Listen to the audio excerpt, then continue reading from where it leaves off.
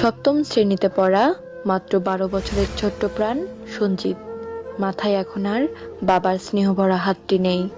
দীর্ঘদিন মানসিকভাবে অসুস্থ থাকার কারণে চিকিৎসাধীন অবস্থায় চিরতরে পরলোক গমন করেছেন সঞ্জিতের বাবা। আমার ভাই মারা গেছে, আমার চলার মতন ভাবযোগ চলার মতন কোনো মানুষই নেই।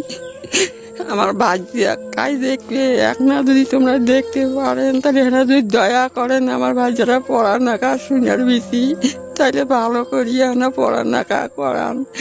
আমার ভাই যে ইতিম হয়েছে, কেউ নেই দেখাইয়া জন, তোমরা এখানে যদি ভালো মানবে করতে পারেন তা করো। আমার বাচ্চাকে যদি চলে নিতে পারেন, ইতিম মানুষ কেউ নাই। তার উপর ছায়াটা চলে গেছে, তাই আমি সবার কাছে সহযোগিতা চাই।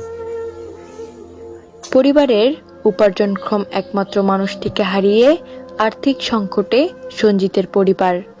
সম্পত্তি বলতে সামান্য ভিটেতে ঘরখানা একমাত্র আশ্রয়স্থল। সঞ্জিতের মা এখন একা হাতে সংসার সামলানোর চেষ্টা করছেন। কোনোদিন কারো বাসায় কাজ করেন, আবার কখনো হয়তো বা দিনমজুরের কাজ করে সংসার সামলাচ্ছেন। ৩ বেলার খাবারই যেখানে অনিশ্চিত, সেখানে স্কুল খরচ চালানো তো স্বপ্নের মতো।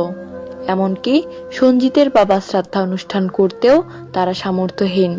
সঞ্জিতের মতো অনেক শিশুই আজ বাস্তবতার মুখোমুখি, যেখানে প্রতিভা আছে, ইচ্ছা আছে, কিন্তু নেই উপযুক্ত সহায়তা। সঞ্জিত হয়তো বুঝে উঠতে পারছে না তার বাবা আজ কোথায়। তাহলে কি থেমে যাবে তার লেখাপড়া? থেমে যাবে তার জীবনযাত্রা? সনাতন টিভি থেকে আজকের এই নিউজ সকল বিত্তবানদের জন্য। আপনারাই করে দিতে পারেন সঞ্জিতের ভবিষ্যৎ। লালমনিরহাটের দুরাকুটি থেকে নীলিমা রায়, সনাতন টিভি, রংপুর।